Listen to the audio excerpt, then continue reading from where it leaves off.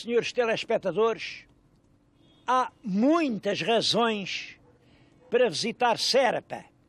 Bom, e dessas razões todas, vou indicar as três que me parecem mais importantes.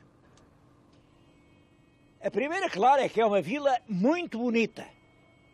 A segunda é que é um lugar que respira história. E a terceira é que isto é uma espécie de berço de coisas muito boas e de pessoas notáveis. Eu agora estou aqui a falar-lhes num castelo, já viram que isto é um castelo que já existia no tempo dos mouros, que o rei Dom Dinis reconstruiu depois disto passar à posse portuguesa. Só aconteceu isso em 1295, reparem, já a acabar o século XIII, e as obras do castelo, sei que andam já por volta de 1320, é quando ele está a fazer este castelo. Bom, o castelo é em si mesmo um monumento cheio de interesse, tem recantos que ainda hoje fascinam, mas eu queria chamar-lhes a atenção para um pormenor. Vamos vê-lo.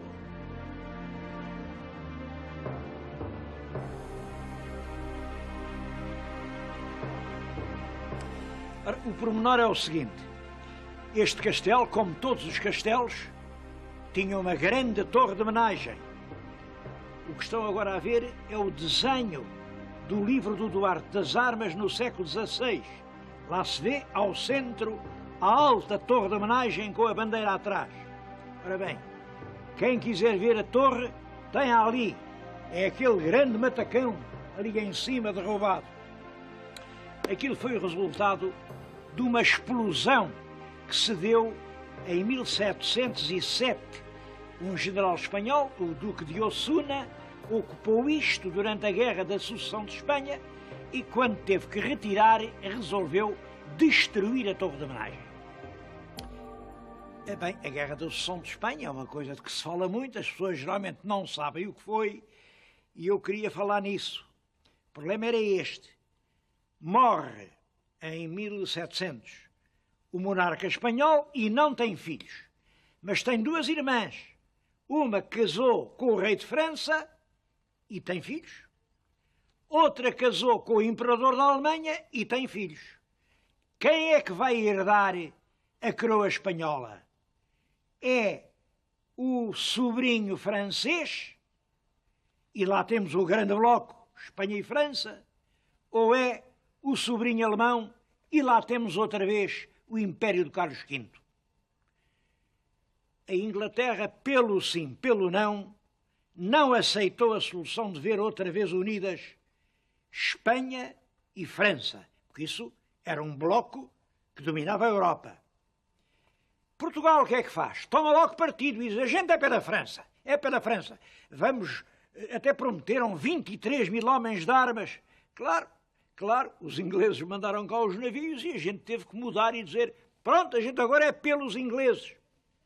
E andámos até 1714, portanto, é uma guerra longa, uma guerra que custou milhares de vidas.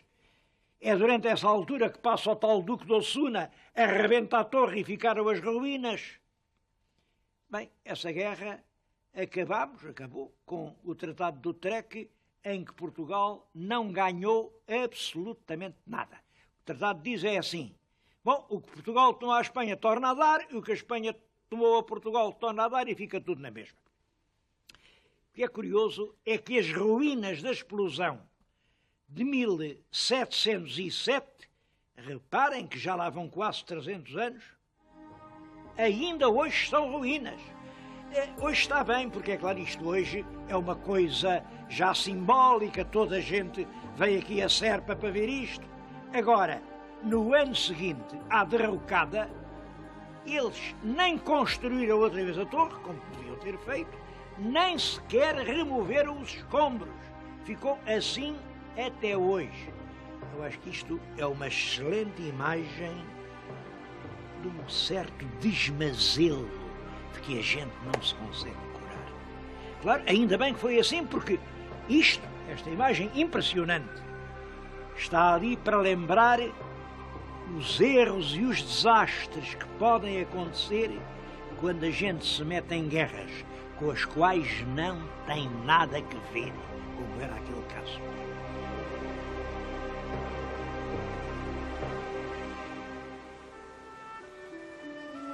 A origem de Serpa está ligada ao rio Guadiana. Vêem-no aqui na nossa frente.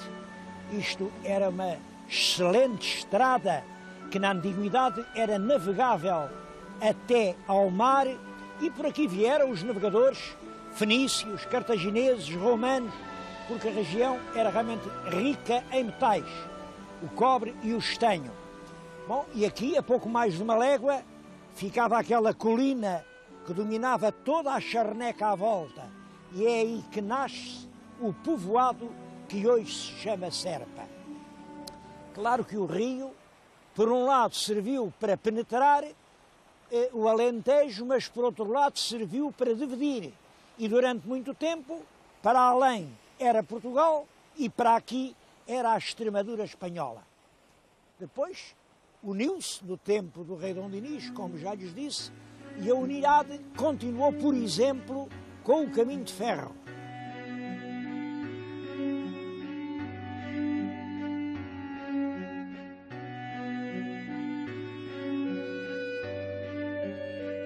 Esta era a ponte ferroviária sobre o rio Guadiana.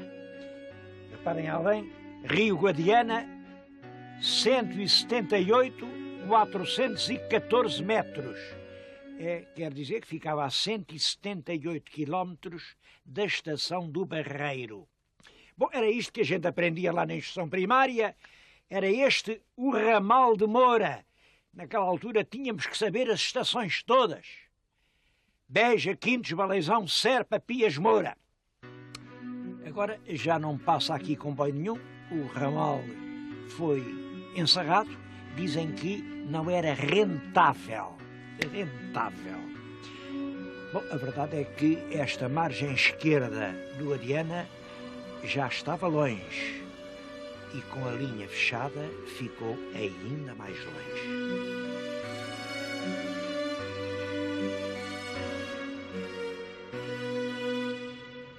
Os dois grandes vultos históricos ligados a Serpa são o abade Correia da Serra e o conde do Ficalho. O abade está aqui, é este bronze. É uma figura realmente muito notável. Ele nasceu em Serpa, nasceu em 1750, meados do século XVIII.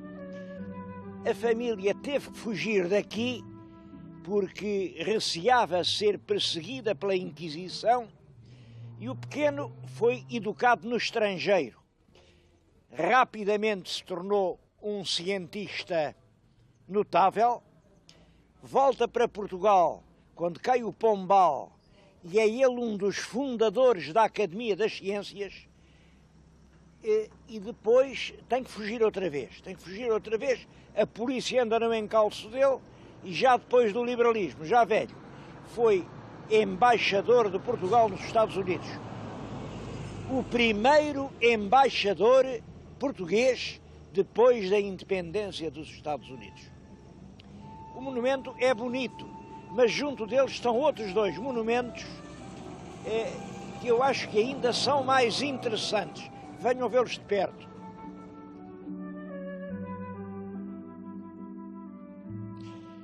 Poderá não lhes parecer, mas aquele tronco enorme é apenas o tronco de uma oliveira. Uma oliveira que tem uma coisa em especial. Tem 700 anos. E reparem, com esta idade, olhem, está carregada de azeitona. Toda esta região de Serpa estava plantada com oliveiras assim desta antiguidade. Vamos ver mais uma.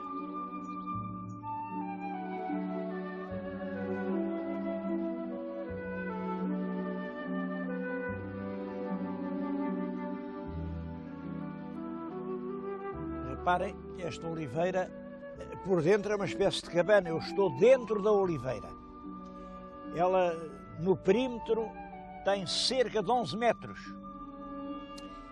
É uma das muitas oliveiras que há aqui em que o interior secou, mas as vergônteas laterais vieram a fazer novas árvores. É muito possível que isto ainda seja uma cicatriz da guerra.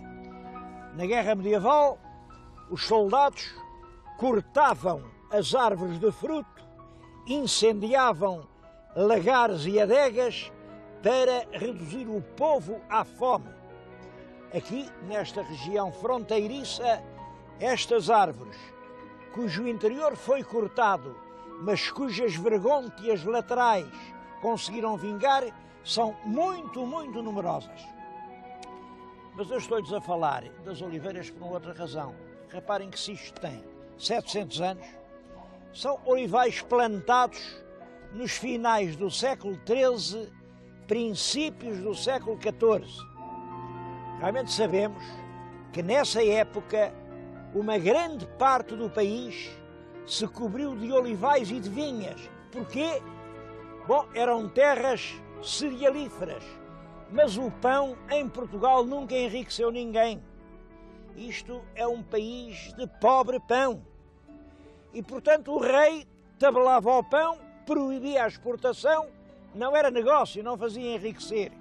Daí que os lavradores, durante o século XIII, XIV, é exatamente quando se reanima o comércio europeu, substituem a seara pelo olival e pela vinha. E é isso, reparem, que lhes dizer uma coisa que os vai surpreender, é isso que inspira ao rei Dom Fernando a lei das sesmarias. A nós ensinaram-nos na instrução primária, a lei das sesmarias é uma lei que diz: se tu não cultivares esta terra, passa para outro dono. Bom, ela também diz isso. Agora, o principal da lei não se refere a terras incultivadas.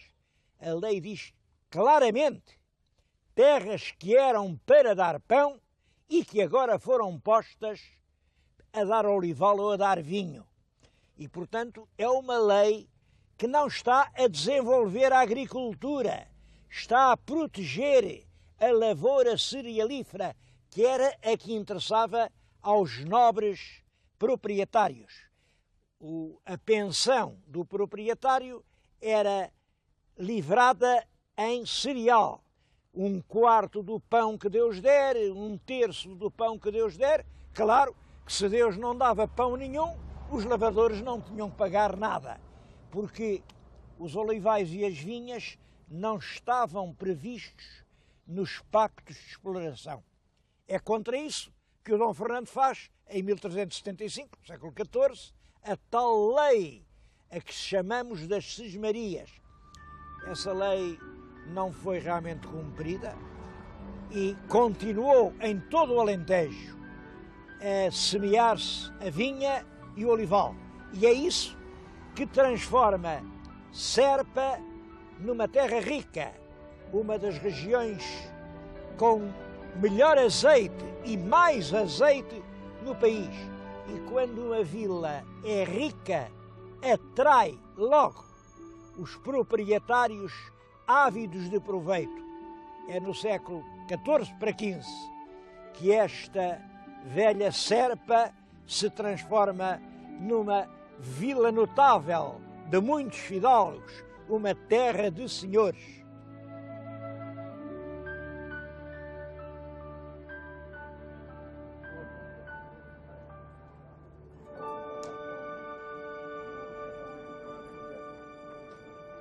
Reparem no nome desta rua. É toda uma rua de palácios. É claro, viviam ali proprietários que naturalmente se sustentavam com as rendas que recebiam dos campos. Bom, em minha opinião, é uma possibilidade, mas há um ditado, há um aforismo que se repete e deve ter a ver com isso. Um aforismo que aqui os serpenses não gostam de ouvir. Serpa, serpente, boa terra, má gente. Claro, a má gente eram estes proprietários que estavam aqui que viviam aqui praticamente sem fazer nada e viviam, enfim, à custa do suor dos camponeses que viviam nos arrabaldes. Essa maneira de dizer depois foi alterada e o que hoje o povo diz é serpa, serpente, boa terra, melhor gente. São duas maneiras completamente diferentes de dizer a mesma coisa, só que agora quem diz são os próprios camponeses que vieram viver para dentro da terra.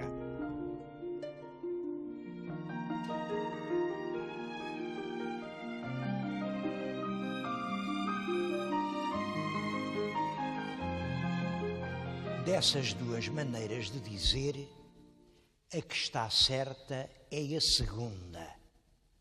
Sobre isso não pode haver dúvida nenhuma.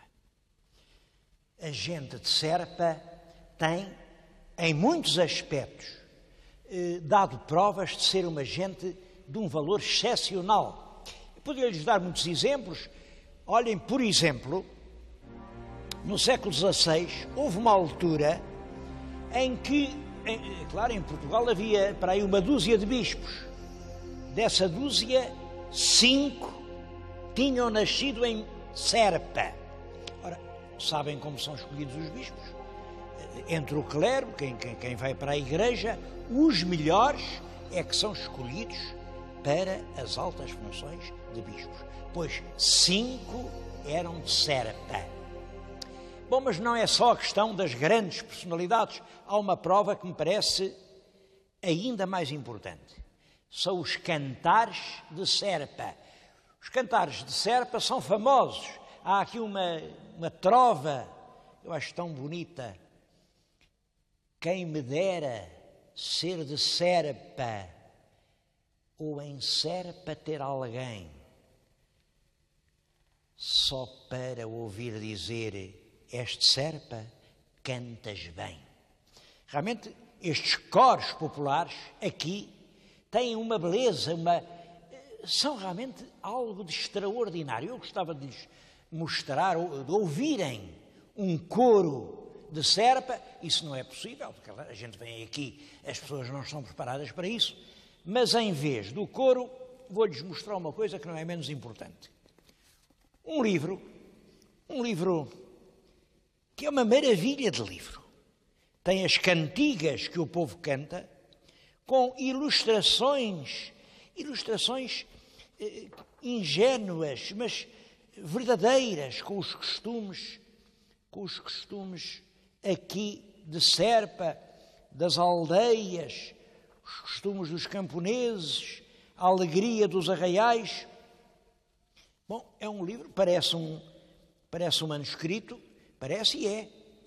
É um livro escrito por uma professora, a senhora Dona Maria Rita Ortigão Pinto Cortês, um livro que ela fez durante anos, carinhosamente, e que os serviços aqui da Câmara Municipal editaram. Esta obra-prima está hoje no mercado, poucos portugueses sabem disso. A propósito da obra cultural da Câmara, queria-lhes dizer outra coisa. Eu devo dizer que ainda não tinha podido comprar esta coleção. Isto é um jornal que se publicava aqui em Serpa no fim do século passado, publicou-se até 1904, é uma das coisas mais importantes para o estudo do povo português, é a tradição.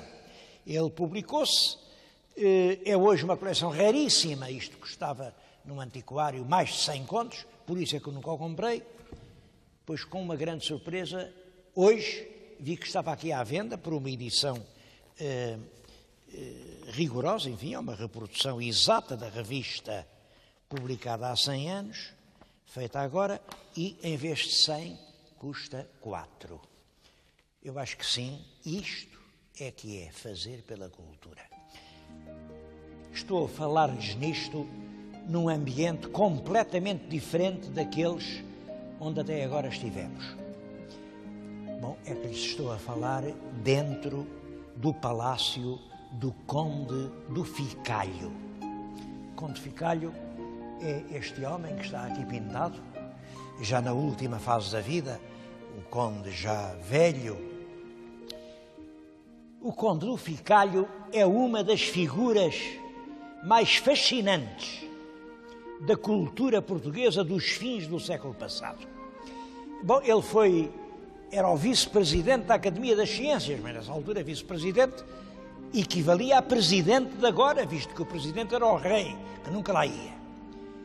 Era professor da universidade, professor de botânica, e um botânico conhecido em toda a Europa. Era poeta, era um artista, um desenhador finíssimo. Estão a ver ali aquela gravura rural, aquele rebanho? Aquilo foi desenhado pelo Conde do Ficalho. Era historiador, mas um historiador, não julguem que destes que agora dizem que são... Não. Eu tenho aqui 2 livros. Este é o Garcia da Horta e o Seu Tempo. Este são as Viagens do Pedro da Covilhã. Um e outro são dos livros mais originais, mais bem investigados da literatura histórica portuguesa dos finais de 800. Bom, além destes fez muitas outras coisas.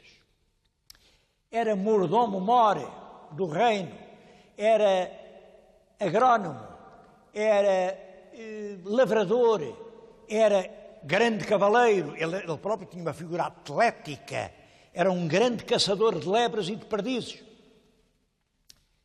Para lhes dar uma ideia da personalidade excepcional do Conde do Ficalho, vou-lhes contar só uma história que ele próprio contava.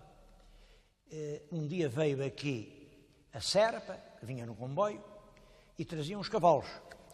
Chegou à estação e o chefe da estação viu, porque ele, quando andava na corte, andava lá com a sua casaca toda cheia de dourados e de condecorações, mas quando vinha para aqui, vinha vestido à lavrador, com um capote alentejano, chapéu de aba larga, era realmente um rústico. E o chefe da estação viu aquele camponês lá com os cavalos e tratou de desdém, tratou assim, de longe, pois. Então o senhor chefe da estação, com o seu barrete, ali, e tratou o homem. E o Conde do Ficalho ouviu a ofensa e calou-se. Mas vem um dos escudeiros do Conde e diz ao chefe da estação: epá, aquele gajo era o Conde do Ficalho. O chefe da estação fica aterrado, tira o barrete e vem quase de gatas: Sr. Conde, desculpa. E aí o Conde do Ficalho, que tinha aguentado a ofensa, diz-lhe, tratando por tu, então tu, quando julgavas que eu era um pobre lavrador, tratavas-me de cima para baixo. E agora que te disseram que eu sou o Conde do Ficalho, olhas de baixo para cima. És um homem sem caráter nenhum.